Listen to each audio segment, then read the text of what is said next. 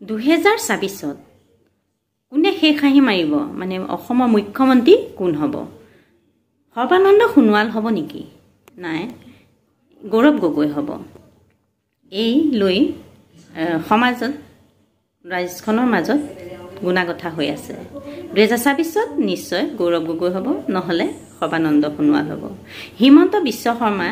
মুখ্যমন্ত্ৰী হৈ থকা কাৰ্যকালত কি কৰিছে সকলোৱে গম পাইছে গতিকে সৰ্বানন্দ সোণোৱাল বা গৌৰৱ গগৈ হোৱাটো সকলোৱে বিচাৰে আৰু এনকে টিভি নিউজত এজন সাংবাদিকে গৌৰৱ গগৈ যে 2024 মুখ্যমন্ত্ৰী হ'ব তেওঁ এই সাংবাদিকজনে A to Z বৰ্ণনা কৰিছে সেই ভিডিঅ'টো মই আপোনালোকৰ মাজত শ্বেয়াৰ কৰিছোঁ আপোনালোকে ভিডিঅ'টো চাব আৰু যদি আপোনালোকে শেষলৈকে চাই নিশ্চয় গম পাব যে 2024 গৌৰৱ গগৈ কেনেদৰে মুখ্যমন্ত্ৰী হ'ব গতিকে আপোনালোকে ভিডিঅ'টো শেষলৈকে চাই থাকিব কৰিবলৈ লৈছো যে শেহতীয়াভাৱে যে সদ্য সমাপ্ত লোকসভা নিৰ্বাচন এই লোকসভা নিৰ্বাচনক লৈ আমি কিছু পৰ্যালোচনা কৰিব বিচাৰিছো আৰু ইয়াৰ লগতে লোকসভা নিৰ্বাচনৰ প্ৰভাৱ 2024 চনৰ যি লোকসভা নিৰ্বাচন অনুষ্ঠিত হৈ গ'ল তাৰ প্ৰভাৱ দুবছৰ পিছত 2026 চনৰ যি বিধানসভা নিৰ্বাচন আছে তাত কি ধৰণৰ প্ৰভাৱ পৰিব পাৰে এই সন্দৰ্ভত আমি এটি পৰ্যালোচনা কৰিব বিচাৰিছো আমাৰ এই অনুষ্ঠানৰ জৰিয়তে আৰু ইয়াৰ নাম দিয়া হৈছে কেনেকৈ মুখ্যমন্ত্ৰী হ'ব গৌৰৱ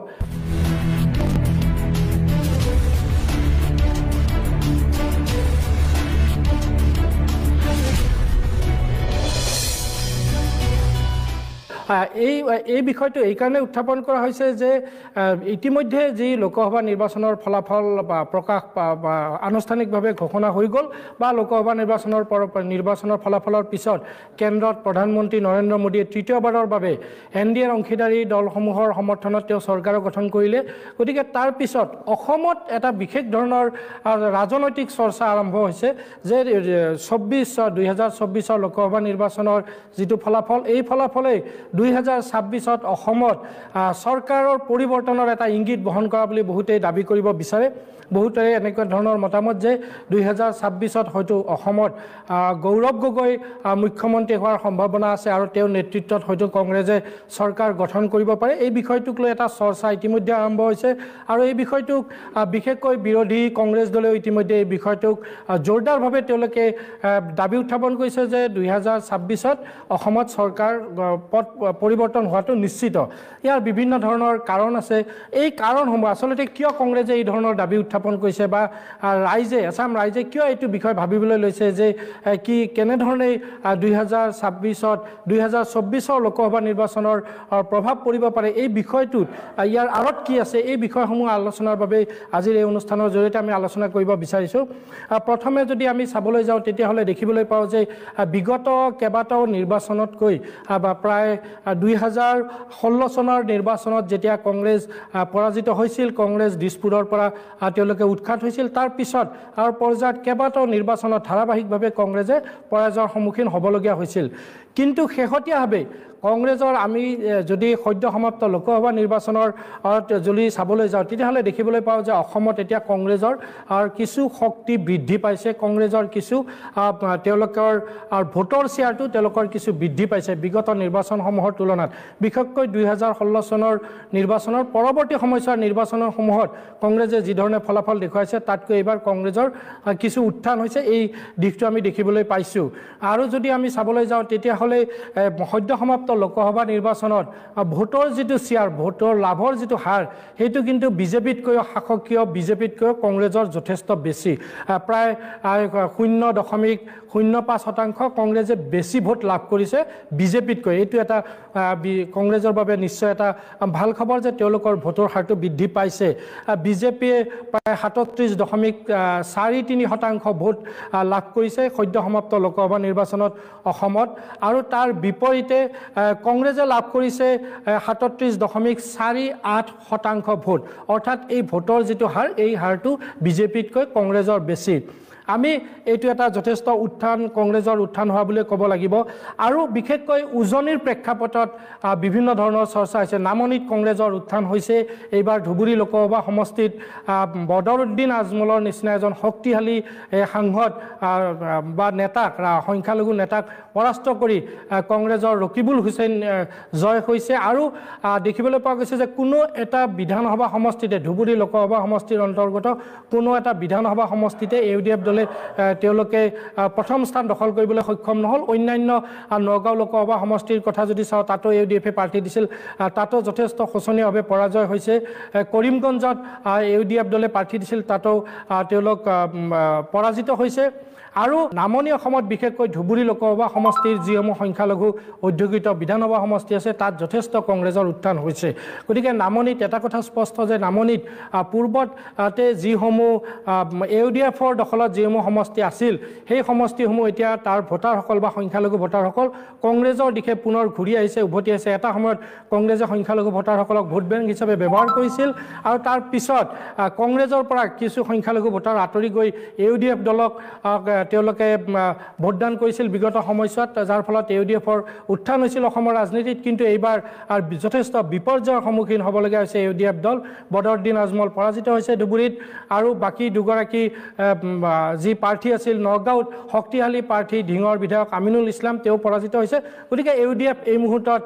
তেওঁলোকৰ যি বিপৰ্যয় সেই বিপৰ্যয় স্পষ্ট ৰূপত প্ৰতিফলিত হৈছে তাৰ বিপৰীতে কংগ্ৰেছৰ নামনি অসমত উত্থান হৈছে সংখ্যালঘু এলেকাত কংগ্ৰেছৰ উত্থান হৈছে এই কথাটো স্পষ্ট হৈ পৰিছে কিন্তু বিশেষকৈ যদি আমি চাবলৈ যাওঁ যে দিছপুৰত যদি সেই চৰকাৰ পথ পৰিৱৰ্তন হ'বলৈ হয় যদি দিছপুৰত চৰকাৰ সলনি হ'বলৈ হ'লে তেতিয়াহ'লে কিন্তু উজনিত যথেষ্ট এটা গুৰুত্ব বহন কৰে উজনিৰ সমষ্টিসমূহত কি ধৰণৰ ফলাফল হ'ব তাৰ ওপৰতে যথেষ্ট কথা নিৰ্ভৰ কৰে বিশেষকৈ আমি এই মুহূৰ্তত যদি চাবলৈ যাওঁ যে উজনিত প্ৰায় 42টা বিধানসভা সমষ্টিৰ কথা আমি ক'ব লাগিব এই 42টা বিধানসভা সমষ্টিত কি ধৰণৰ ফলাফল দেখুৱাব পাৰে বা তাত কি ধৰণৰ ফলাফল হয় তাৰ ওপৰতে কিন্তু দিছপুৰ কোনে দখল কৰিব কোনে শাসন কৰিব দিছপুৰত সেই কথাটো যথেষ্ট নিৰ্ভৰ কৰিব গতিকে আমি যদি বিগত নিৰ্বাচনসমূহৰ কথা চাবলৈ যাওঁ যে উজনিৰ যি 42টা সমষ্টিৰ কথা মই ইতিমধ্যে উল্লেখ কৰিছে এই 42টা সমষ্টিত এইবাৰ কিন্তু কংগ্ৰেছ দলৰ যথেষ্ট উত্থান হৈছে 2016 চনত তেওঁলোকে বিপৰ্যয়ৰ সন্মুখীন হৈছিল এই সমষ্টিসমূহত 2001 চনত যেতিয়া প্ৰথম কংগ্ৰেছ দল শাসনলৈ আহিছিল তাৰ পিছত দেখিবলৈ পোৱা গৈছিল যে 2016 চনলৈকে এই বিধানসভা সমষ্টিসমূহত অধিকাংশ সৰহসংখ্যক বিধানসভা সমষ্টিয়ে কংগ্ৰেছ দলে দখল কৰিছিল তাৰ পৰৱৰ্তী পৰ্যায়ত 2016 চনত বিপৰ্যয়ৰ সন্মুখীন হৈছিল উজনি অসমৰ এই বিধানসভা সমষ্টিসমূহত আৰু 2021 চনতো বিপৰ্যয়ৰ সন্মুখীন হৈছিল যাৰ ফলত কংগ্ৰেছ ক্ষমতালৈ এতিয়ালৈকে আহিব পৰা নাই কিন্তু কংগ্ৰেছে দাবী কৰিছে যে 2026 চনত তেওঁলোকে ক্ষমতালৈ আহিব 2001 চনত যেতিয়া বিধানসভা নিৰ্বাচন হৈছিল তাৰ যদি আমি পৰিসংখ্যালৈ চাবলৈ যাওঁ যে 2001 চনত উজনি অসমৰ যি 42টা বিধানসভা সমষ্টিৰ কথা মই কৈছো তাৰ 30টা বিধানসভা সমষ্টিয়ে কংগ্ৰেছে দখল কৰিছিল ইয়াৰ বিপৰীতে অসম গণ পৰিষদ দলে 7টা বিধানসভা সমষ্টি দখল কৰিছিল বিজেপিয়ে মাত্ৰ 2টা বিধানসভা সমষ্টি দখল কৰিছিল নিৰ্দলীয় 3টা বিধানসভা সমষ্টি দখল কৰিছিল গতিকে দেখিবলৈ পোৱা গৈছিল যে ইয়াৰ 42টা বিধানসভা সমষ্টিৰ ভিতৰত যে 30টা বিধানসভা সমষ্টি দখল কৰি 2001 চনত দিছপুৰ দখল কৰিছিল কংগ্ৰেছ দলে প্ৰথমবাৰৰ বাবে তেওঁলোকে দিছপুৰ দখল কৰিছিল তৰুণ গগৈ প্ৰয়াত প্ৰাক্তন মুখ্যমন্ত্ৰী তৰুণ গগৈ মুখ্যমন্ত্ৰী হৈছিল 2006 চনৰ যদি বিধানসভা নিৰ্বাচনত চাবলৈ যাওঁ তেতিয়াহ'লে উজনিৰ এই সমষ্টিসমূহত কংগ্ৰেছে 5টা সমষ্টি তেওঁলোকে হেৰুৱাইছিল 30টাৰ পৰা তেওঁলোকৰ সমষ্টিৰ সংখ্যা 25টা হৈছিল আৰু এই 25টা সমষ্টি কংগ্ৰেছে লাভ কৰাৰ পিছতো যিহেতু 42টাৰ ভিতৰত তেওঁলোকে 25টা বিধানসভা সমষ্টিয়ে দখল কৰিছিল তেওঁলোক পুনৰ দ্বিতীয়বাৰৰ বাবে চৰকাৰলৈ আহিছিল আৰু 2006 চনত অসম গণ পৰিষদ দলে 8টা বিধানসভা সমষ্টি লাভ কৰিছিল এই 42টা বিধানসভা সমষ্টিৰ পৰা আৰু বিজেপিৰ 2টা সমষ্টি তাত বৃদ্ধি হৈছিল 2টাৰ পৰা 4টা বিধানসভা সমষ্টি তেওঁলোকে লাভ কৰিছিল নিৰ্দলীয় 4টা বিধানসভা সমষ্টি লাভ কৰিছিল আৰু CPI দলে এটা বিধানসভা সমষ্টি দখল কৰিছিল তাৰ পৰৱৰ্তী পৰ্যায়ত যদি আমি চাবলৈ যাওঁ 2011 চনৰ বিধানসভা নিৰ্বাচন মই এই কাৰণে এই কথাখিনি কৈছো যে উজনিৰ এই বিধানসভা সমষ্টিসমূহৰ ফলাফলৰ ওপৰতে বহু কথা নিৰ্ভৰ কৰে বুলি মই আগতেও কৈছো গতিকে আমি যদি এই 42টা বিশেষকৈ 42টা বিধানসভা সমষ্টিৰ কথা যদি আমি চাবলৈ যাওঁ 2011 চনত যেতিয়া বিধানসভা নিৰ্বাচন হৈছিল তাত দেখিবলৈ পোৱা গৈছিল যে কংগ্ৰেছৰ যেহেতু 2001 চনত তেওঁলোকে 30টা বিধানসভা সমষ্টি লাভ কৰিছিল 2006 চনত 25টা বিধানসভা সমষ্টি তেওঁলোকে দখল কৰিছিল আৰু 2011 চনত তেওঁলোকৰ আকৌ উত্থান হৈছিল এই যি উজনি অসমৰ এই সমষ্টিকেইটাত তেওঁলোকৰ উত্থান হৈছিল 37টাকৈ তেওঁলোকে বিধানসভা সমষ্টি দখল কৰিবলৈ সক্ষম হৈছিল অসম গণ পৰিষদে 4টা বিধানসভা সমষ্টি দখল কৰিবলৈ সক্ষম হৈছিল আৰু বিজেপি তাত 2টা বিধানসভা সমষ্টি তেওঁলোকে পৰাজিত হৈছিল 4টাৰ পৰা তেওঁলোকে 2টা বিধানসভা সমষ্টি দখল কৰিবলৈ সক্ষম হৈছিল যাৰ বাবে 2011 চনত পুনৰ দিছপুৰ দখল কৰিছিল কংগ্ৰেছ দলে তৃতীয়বাৰৰ বাবে মুখ্যমন্ত্ৰী হৈছিল প্ৰয়াত প্ৰাক্তন মুখ্যমন্ত্ৰী তৰুণ গগৈ এতিয়া আহিছো আমি 2016 চনৰ বিধানসভা নিৰ্বাচনলৈ 2016 চনৰ বিধানসভা নিৰ্বাচনত কংগ্ৰেছ যথেষ্ট বিপৰ্যয়ৰ সন্মুখীন হৈছিল উজনি অসমত উজনি অসমৰ এই যি 42টা বিধানসভা সমষ্টি আছে তাৰ অধিকাংশ সৰহসংখ্য তেওঁলোকৰ কংগ্ৰেছৰ দখলত থকা সমষ্টিতে তেওঁলোক পৰাজিত হৈছিল কংগ্ৰেছৰ প্ৰাৰ্থীসকল পৰাজিত হৈছিল আৰু 2016 চনৰ নিৰ্বাচনত বিজেপিৰ যথেষ্ট উত্থান হৈছিল লক্ষণীয়ভাৱে উত্থান হৈছিল উজনি অসমত আৰু তেওঁলোকে যিটো দলৰ দুজন বিধায়ক আছিল উজনি অসমৰ এই 42টা সমষ্টিৰ ভিতৰত 2011 চনত যিটো দলৰ দুজন বিধায়ক আছিল দুটা সমষ্টি তেওঁলোকৰ দখলত আছিল তেওঁলোকে 2016 চনৰ নিৰ্বাচনত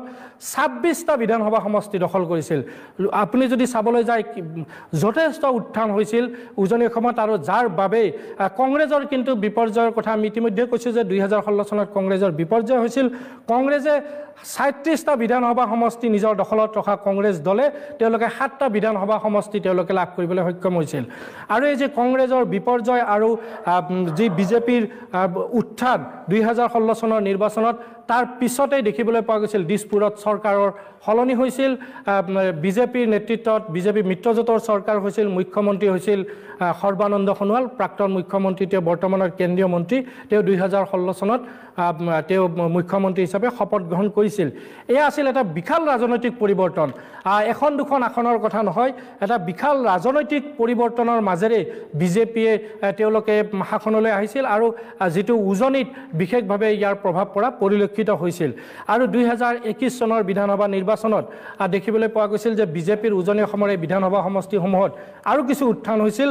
তেওঁলোকে 26টা বিধানসভা সমষ্টি যি 2016 চনত লাভ কৰিছিল তাৰ পৰা 2021 চনৰ বিধানসভা নিৰ্বাচনত তেওঁলোকে 30টা বিধানসভা সমষ্টি দখল কৰিবলৈ সক্ষম হৈছিল উজনি অসমত যিসমূহ মূল ফেক্টৰ হিচাপে পৰিগণিত হয় ইয়াৰ বিপৰীতে কংগ্ৰেছ দলে তেওঁলোকে তাৰ পূৰ্বৰ নিৰ্বাচনত 7টা বিধানসভা সমষ্টি দখল কৰিবলৈ সক্ষম হৈছিল কিন্তু 2021 চনৰ নিৰ্বাচনত পুনৰ 2টা বিধানসভা সমষ্টি তেওঁলোকৰ দখলৰ পৰা বিজেপি দখললৈ গৈছিল তেওঁলোকে 2021 চনৰ নিৰ্বাচনত মাত্ৰ 5টা বিধানসভা সমষ্টি দখল কৰিবলৈ সক্ষম হৈছিল আৰু বিজেপি মিত্ৰজোঁটৰ যেহেতু চৰকাৰ হৈছিল বিজেপিয়ে যেহেতু উজনি অসমৰ 42টাৰ ভিতৰত তেওঁলোকে অকলে 30টা লাভ কৰিছিল অসম গণ পৰিষদ দলে তেওঁলোকৰ মিত্ৰ দল অসম গণ পৰিষদ দলে 6টা বিধানসভা সমষ্টি তেওঁলোকে দখল কৰিবলৈ সক্ষম হৈছিল অৰ্থাৎ উজনিৰ 42টা বিধানসভা সমষ্টিৰ ভিতৰত আমি যদি চাবলৈ যাওঁ বিজেপি মিত্ৰজোঁট বা এনডিএ 37টা বিধানসভা সমষ্টি তেওঁলোকে দখল কৰিবলৈ সক্ষম হৈছিল এয়া আছিল ৰাজনৈতিক এক বিশাল পৰিৱৰ্তন এতিয়া আহিছো আমি বৰ্তমানৰ যি সদ্য সমাপ্ত লোকসভা নিৰ্বাচনৰ ফলাফলৰ প্ৰেক্ষাপটলৈ বহুতে ক'ব খোজে যে যদি তেওঁলোক চৰকাৰলৈ আহিবলৈ হয় তেতিয়াহ'লে কংগ্ৰেছৰ বাবে যথেষ্ট প্ৰত্যাহ্বান তেওঁলোকে অতিক্ৰম কৰিব লাগিব আৰু বিজেপিৰ যিসমূহ বিজেপিয়ে নিশ্চিতভাৱে এতিয়া বহি নাথাকিব তেওঁলোকে যেহেতু উজনিত এইবাৰ তেওঁলোকে বিশেষকৈ কিছু বিপৰ্যয়ৰ সন্মুখীন হৈছে যোৰহাট লোকসভা সমষ্টিটো আমি যদি ক'বলৈ যাওঁ যে যোৰহাট লোকসভা সমষ্টিটোত বিজেপিৰ পৰাজয় বিজেপিৰ বাবে এটা ডাঙৰ তেওঁলোকৰ বাবে এটা প্ৰত্যাহ্বান বুলি ক'ব লাগিব যেহেতু তাত যোৰহাট লোকসভা সমষ্টিত এইবাৰ কংগ্ৰেছে জয়লাভ কৰিছে আৰু কংগ্ৰেছৰ সাংসদ বৰ্তমানৰ সাংসদ গৌৰৱ গগৈ তেওঁৰ নেতৃত্বতে অনাগত এই যি 2টা বছৰ বাকী আছে বিধানসভা নিৰ্বাচনলৈ এই 2টা বছৰত তেওঁৰ নেতৃত্বত উজনি অসমত কংগ্ৰেছ দলটোক আৰু কি ধৰণে শক্তিশালী কৰিব পাৰি তাৰ বাবে কংগ্ৰেছ দলে বিভিন্ন ধৰণৰ পৰিকল্পনা ল'ব বা তেওঁলোকে আগবাঢ়িব বুলি ইতিমধ্যে তেওঁলোকৰ নেতৃত্বক সদৰি কৰিছে আৰু কংগ্ৰেছ নেতৃত্বৰ এই যি তেওঁলোকৰ দাবী তাৰ পৰা এটা কথা স্পষ্ট হৈ পৰিছে যদি সঁচাকৈ কংগ্ৰেছ দলে তেওঁলোকে এটা সুপৰিকল্পনা লৈ যদি আগন্তুক সময়ছোৱাত উজনি অসমত তেওঁলোকে কাম কৰিব পাৰে ৰাইজৰ মাজলৈ যাব পাৰে নিশ্চিতভাৱে বিজেপিৰ বাবে এটা ডাঙৰ আকৌ প্ৰত্যাহ্বানৰ সৃষ্টি কৰিব পাৰিব বৰ্তমান 2024 চনৰ লোকসভা নিৰ্বাচনৰ ফলাফল সামগ্ৰিকভাৱে যদি উজনি অসমৰ আমি ফলাফল চাবলৈ যাওঁ তেতিয়াহ'লে দেখিবলৈ পাওঁ যে এইবাৰ 42টা যি বিধানসভা সমষ্টিৰ মই কথা কৈছোঁ কৈছোঁ এই 42টা বিধানসভা সমষ্টিৰ ভিতৰত 10টা বিধানসভা সমষ্টিতেই কংগ্ৰেছে প্ৰথম স্থানত আছে তেওঁলোকে এই 10টা বিধানসভা সমষ্টিত বিজেপিতকৈ তেওঁলোকে বহুত আগত আছে আৰু এইটো এটা যথেষ্ট গুৰুত্বপূৰ্ণ কথা বিশেষকৈ যোৰহাট লোকসভা সমষ্টিৰ যদি আমি কথা চাবলৈ যাওঁ যেহেতু যোৰহাট সমষ্টিটোত এইবাৰ কংগ্ৰেছে দখল কৰিছে যোৰহাটত অধিকাংশ সমষ্টিতে কংগ্ৰেছে এইবাৰ প্ৰথম তেওঁলোকে স্থানত আছে তেওঁলোকে বিজেপিক বহুত পিছ পেলাই তেওঁলোকে আগত আছে খনাৰী সমষ্টি যদি আমি কথা চাবলৈ যাওঁ তেতিয়াহ'লে আমি দেখিবলৈ পাওঁ যে খনাৰী সমষ্টিটোত এইবাৰ যোৰহাটৰ যিজন বিজেপিৰ প্ৰাৰ্থী আছিল তেওঁ সাংসদ আছিল প্ৰাক্তন সাংসদ তপন গগৈ তেওঁৰ নিজৰ গৃহ সমষ্টি খনাৰী আৰু এই সমষ্টিটোতে কংগ্ৰেছে এইবাৰ প্ৰায় 10,000 ভোটত 10,334টা ভোটত তেওঁ কংগ্ৰেছ প্ৰাৰ্থীজন গৌৰৱ গগৈ লিড লৈছিল গতিকে বিজেপিৰ বাবে এয়াও এটা ডাঙৰ প্ৰত্যাহ্বান বা বিজেপিৰ যিগৰাকী প্ৰাৰ্থীৰ নিজৰ গৃহ সমষ্টি পূৰ্বতে তেওঁ সেই সমষ্টিটোৰ পৰা বিধায়ক আছিল সেই সমষ্টিটোতে বিজেপিৰ বাবে বিপৰ্যয় হৈছে এইটো এটা অতি গুৰুত্বপূৰ্ণ কথা মাহমৰা সমষ্টিত যদি আমি চাবলৈ যাওঁ তাত প্ৰায় 9,650টা ভোটত গৌৰৱ গগৈ আগুৱাই আছিল এই বিধানসভা সমষ্টিটোত মাহমৰা সমষ্টিটো বৰ্তমান বিজেপিৰ দখলত আছে তাত আপোনাৰ বৰ্তমান এগৰাকী মন্ত্ৰী জগনমোহন তেওঁৰ নিজৰ গৃহ সমষ্টি এই সমষ্টিটোতো বিজেপিৰ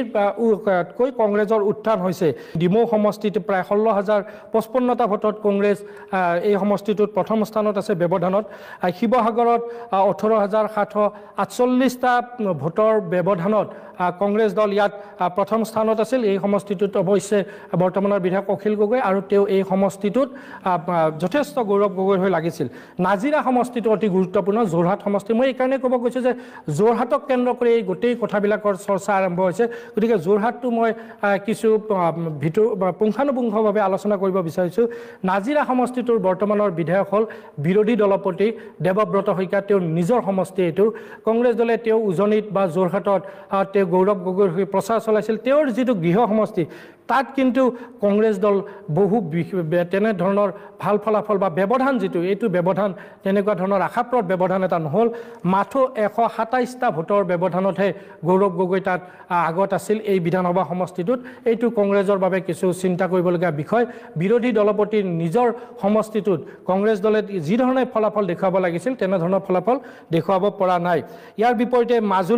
মাজুলীত অৱশ্যে বিজেপিয়ে প্ৰথম স্থানত আছে প্ৰায় 6,000 ভোটৰ ব্যৱধান তিয়ক 23,000 ভোটৰ ব্যৱধানত কংগ্ৰেছ আগত আছিল বাকী যদি আমি চাবলৈ যাওঁ যোৰহাট এটা বিজেপি দলৰ এটা কেন্দ্ৰবিন্দু আৰু বিশেষকৈ যোৰহাট লোকসভা সমষ্টিত দেখিবলৈ পোৱা গৈছে যে কংগ্ৰেছত গৰাখহনীয়া সৃষ্টি কৰি কাৰ্যকৰী সভাপতি ৰাণা গোস্বামীয়ে যোগদান কৰিছিল বিজেপিত কংগ্ৰেছত নিৰ্বাচনৰ পূৰ্বে এক খহনীয়া সৃষ্টি হৈছিল যোৰহাট বিধানসভা সমষ্টিটোত তাৰ পিছতো কিন্তু তাত বিজেপিয়ে আশাপ্ৰদ ফল দেখুৱাব নোৱাৰিলে তাত কংগ্ৰেছ আগত থাকিল প্ৰায় 12,130টা ভোটৰ ব্যৱধানত কংগ্ৰেছ আগত থাকিল মৰিয়নিত ৰূপজ্যোতি কুৰ্মী তেওঁ কংগ্ৰেছ দলৰ পৰা বিজেপিত যোগদান কৰিছিল তেওঁৰ সমষ্টিটোতো প্ৰায় 16,885টা ভোটৰ ব্যৱধানত বিজেপি পিছত থাকিল তিতাবৰ সমষ্টিত তাত কংগ্ৰেছৰ বিধায়ক আছে কংগ্ৰেছৰ দখলত আছে এই সমষ্টিটো প্ৰায় 40,555টা ভোটৰ ব্যৱধানত গৌৰৱ গগৈ সেই সমষ্টিটোত আগবাঢ়ি আছিল আৰু সামগ্ৰিকভাৱে যদি আমি চাবলৈ যাওঁ ইয়াকে ধৰি প্ৰায় 10টা বিধানসভা সমষ্টিত উজনি অসমৰ এই 10টা বিধানসভা সমষ্টিত কংগ্ৰেছ দল এইবাৰ আগুৱাই আছে তেওঁলোকে প্ৰথম স্থানত আছে আৰু 15টা সমষ্টিত বিশেষকৈ বিজেপিৰ পূৰ্বতকৈ এই 15টা সমষ্টিত তেওঁলোকে পূৰ্বতকৈ কিছু তেওঁলোকৰ জনপ্ৰিয়তা হ্ৰাস পোৱা পৰিলক্ষিত হৈছে অৰ্থাৎ এই ধৰণৰ যিটো চৰ্চা যে 2026ত ৰাজনৈতিক পথ পৰিৱৰ্তন হ'ব নেকি অসমত বা দিছপুৰত চৰকাৰ পৰিৱৰ্তন হ'ব নেকি এই কথাটোক এই মুহূৰ্তত অসম্ভৱ বুলি ক'ব নোৱাৰি আমি যি ধৰণৰ ফলাফল আমি দেখিলোঁ বা সদ্য সমাপ্ত লোকসভা নিৰ্বাচনত যিসমূহ আমি ফলাফল দেখিছোঁ তাৰ পৰা আমি বিধানসভা সমষ্টি ভিত্তিক যদি আমি পৰ্যালোচনা কৰিছোঁ তাত আমি দেখিবলৈ পাইছোঁ যদিহে কংগ্ৰেছে সুপৰিকল্পিত তেওঁলোকে পৰিকল্পনা লৈ এই 2টা বছৰ যদি তেওঁলোকে কাম কৰে তেতিয়াহ'লে বিজেপিৰ বাবে প্ৰত্যাহ্বান হ'ব এই কথাটো মই পূৰ্বতেও কৈছোঁ আৰু এটা কথা চাব লাগিব যে বিজেপিয়ে কি কৰিব এই 2 বছৰ তেওঁলোকে যিহেতু এই সদ্য সমাপ্ত লোকসভা নিৰ্বাচনত তেওঁলোকে যিহেতু পৰাজিত হ'বলগীয়া হৈছে বহুকেইটা বিধানসভা সমষ্টিত তেওঁলোকৰ আসন একে আছে কংগ্ৰেছ দলৰো আসন একেই আছে কংগ্ৰেছ দলে পূৰ্বতেও 3খন আসন আছিল তেওঁলোকৰ দখলত আৰু বৰ্তমানত 3খন আসনেই লাভ কৰিছে বিজেপিয়েও বৰ্তমান তেওঁলোকে 9খন আসন অকলে লাভ কৰিছে আৰু মিত্ৰ দলৰ সৈতে 11খন আসন বিজেপিয়ে লাভ কৰিছে গতিকে আসনৰ সংখ্যা একে থাকিলেও বিধানসভা সমষ্টি ভিত্তিত কিন্তু বিজেপিৰ গৰাখনীয়া হৈছে, বিভিন্ন সমষ্টিত উজনি বিভিন্ন সমষ্টিত গৰাখনীয়া হৈছে। গতিকে বিজেপিয়ে কি ধৰণে কি পৰিকল্পনা লৈ তেওঁলোকে এই যি হেৰাব ধৰা জনপ্ৰিয়তাটো তেওঁলোকে উভতাই আনিব পাৰে, তাৰ বাবে তেওঁলোকে কি পৰিকল্পনা লয় সেয়াও যথেষ্ট গুৰুত্বপূৰ্ণ হ'ব। আৰু হয়তো বিধায়কসকল একাংশ বিধায়কৰ বাবে হয়তো ৰাইজৰ মাজত তেওঁলোকৰ কিছু অসন্তুষ্টি আছে, সামগ্ৰিকভাৱে চৰকাৰখনৰ কাম কাজক লৈ অসন্তুষ্টি থাকিব পাৰে, আৰু বিধানসভা সমষ্টি ভিত্তিত ৰাইজৰ মাজতো হয়তো কিছু অসন্তুষ্টি থাকিব পাৰে বিধায়কসকলক লৈ। ৰাইজে হয়তো বিভিন্ন অভিযোগ সমস্যাসমূহক যি ধৰণে বিধায়কসকলে গুৰুত্ব দিব লাগিছিল সেই ধৰণে হয়তো দিয়া নাই, যাৰ প্ৰভাৱ হয়তো এইবাৰ লোকসভা নিৰ্বাচনত পৰিছে। গতিকে সেই বিষয়সমূহ দূৰ কৰাৰ ক্ষেত্ৰত বিজেপিয়ে কি ধৰণৰ পদক্ষেপ ল'ব সেয়াও যথেষ্ট গুৰুত্বপূৰ্ণ হ'ব। হয়তো এনেকুৱা ধৰণৰ এটা অনুমান কৰা হৈছে যে যদিহে কোনো বিধায়কৰ বিৰুদ্ধে সমষ্টিত যদি কিবা তেওঁ এনেকুৱা ধৰণৰ ৰাইজৰ মাজত অসন্তুষ্টি থাকে, তেতিয়াহ'লে হয়তো বিজেপিয়ে 2026ত বহুকেইজন বিধায়কৰ হয়তো প্ৰাৰ্থিত্ব তেওঁ দি দিব পাৰে, টিকট কাটি দিয়াৰ যথেষ্ট সম্ভাৱনা আছে। হয়তো 2026 চনত বিজেপিয়ে হয়তো বহুকেইজন বৰ্তমানৰ বিধায়কে হয়তো প্ৰাৰ্থিত্ব নাপাব পাৰে, এই কথাটো এটা আছে। আৰু এই বিষয়সমূহ দেখিবলৈ পোৱা গৈছে যে বিজেপিয়ে যদি এটা সুপৰিকল্পনাৰে আগবাঢ়ে বা কংগ্ৰেছেও যদি এটা সুপৰিকল্পনাৰে আগবাঢ়ে, কোন আগত থাকিব কোন পিছত থাকিব সেই কথাটো এতিয়াই ক'ব নোৱাৰি। বা মুখ্যমন্ত্ৰী কোন হ'ব, এই মুহূৰ্তত মুখ্যমন্ত্ৰী কোন হ'ব সেই কথাটো গৌৰৱ গগৈৰ বিষয়টোলৈ যিহেতু চৰ্চা চলি আছে, গতিকে সেই বিষয়টো আমি মূল আলোচনাৰ মূল বিষয়বস্তু হিচাপে আনিছোঁ। কিন্তু এই মুহূৰ্তত কৈ দিব পৰা নাযায়। বিজেপি চৰকাৰৰ আহিলেই যদি বিজেপিৰ কোন মুখ্যমন্ত্ৰী হ'ব সেই কথাটো কৈ দিব পৰা নাযায়, কিয়তো 2016 চনত যেতিয়া সৰ্বানন্দ সোণোৱাল মুখ্যমন্ত্ৰী হৈছিল, তাৰপিছত 2021 চনত বিজেপিয়ে তেওঁলোকৰ দলৰ মুখ্যমন্ত্ৰীজন সলনি কৰি ডক্টৰ হিমন্ত বিশ্ব শৰ্মাক দায়িত্ব দিছিল বা কংগ্ৰেছ দলে। কিন্তু এটা কথা নিশ্চিত যে কংগ্ৰেছ দলে বা বিৰোধীয়ে মুখ্যমন্ত্ৰী পদৰ প্ৰাৰ্থী এজনক পূৰ্বৰে পৰা তেওঁলোকে সন্মুখত লৈ আগবাঢ়িব লাগিব, আৰু সেইজন যদি গৌৰৱ গগৈ হয় তেতিয়াহ'লে উজনিত নিশ্চিতভাৱে কিছু হ'লেও ভাল ফলাফল কংগ্ৰেছ দলে দেখুৱাবলৈ সক্ষম হ'ব। আৰু এটা বিষয়ে ইয়াতে আলোচনা কৰিব বিচাৰিছোঁ যে উপনিৰ্বাচনৰ বিষয়টোক লৈ বিভিন্ন ধৰণৰ এই মুহূৰ্তত চৰ্চা চলি আছে। উপনিৰ্বাচনৰ 5টা বিধানসভা সমষ্টিত এজন কেবিনেট মন্ত্ৰী ইতিমধ্যেই সংসদলৈ নিৰ্বাচিত হৈছে। ধলাই সমষ্টিৰ তেওঁ বিজেপি বিধায়ক পৰিমল শুক্লবৈদ্য, ইয়াৰ লগতে 5জন বিধায়ক, এইবাৰ 5জন বিধায়ক তেওঁলোক লোকসভালৈ নিৰ্বাচিত হৈছে। গতিকে এই সমষ্টিকেইটাত হয়তো শীঘ্ৰে উপনিৰ্বাচন অনুষ্ঠিত হ'ব। কিন্তু এই বিষয়টোক লৈ এই মুহূৰ্তত নতুনকৈ এটা ৰাজ্যৰ ৰাজনীতিত এটা বিতৰ্ক আৰম্ভ হৈছে। বিশেষকৈ এইবাৰ যি লোকসভা নিৰ্বাচনটো অনুষ্ঠিত হ'ল, এই নিৰ্বাচনটো সমষ্টি পুনৰ নিৰ্ধাৰণৰ পিছত নতুন সমষ্টিৰ ভিত্তিত লোকসভা নিৰ্বাচন অনুষ্ঠিত হৈছে। কিন্তু যদিহে এই বিধানসভাৰ 5টা বিধানসভাৰ যদি উপনিৰ্বাচন অনুষ্ঠিত হ'বলগীয়া হয়, তেতিয়াহ'লে পুৰণি সমষ্টিৰ ভিত্তিত উপনিৰ্বাচন অনুষ্ঠিত হ'ব লাগিব এই সমষ্টিকেইটাত। আৰু এই বিষয়টোত মুখ্যমন্ত্ৰী হিমন্ত বিশ্ব শৰ্মাই শেহতীয়াকৈ এটা ইংগিত দিছিল যে এই সমষ্টিসমূহত হয়তো উপনিৰ্বাচন নহ'ব পাৰে। তেওঁ নিশ্চিতভাৱে কোৱা নাই কথাটো যে নহ'বই, কিন্তু তেওঁ এটা ইংগিত দিছে যে এই উপনিৰ্বাচনৰ বিষয়টো আলোচনা কৰাৰ এতিয়াও সময় অহা নাই, উপনিৰ্বাচন হয়তো নহ'ব পাৰে, কিয়নো পুৰণি সমষ্টিৰ ভিত্তিত হয়তো উপনিৰ্বাচন কৰিবলৈ এই সমষ্টিসমূহত উপনিৰ্বাচন কৰিবলৈ হয়তো নিৰ্বাচন আয়োগ মান্তি নহ'ব পাৰে বা আগ্ৰহী নহ'ব পাৰে। আৰু যদি সেই নিৰ্বাচন আয়োগে এই বিষয়টোক লৈ যদি সিদ্ধান্ত গ্ৰহণ নকৰে বা কিবা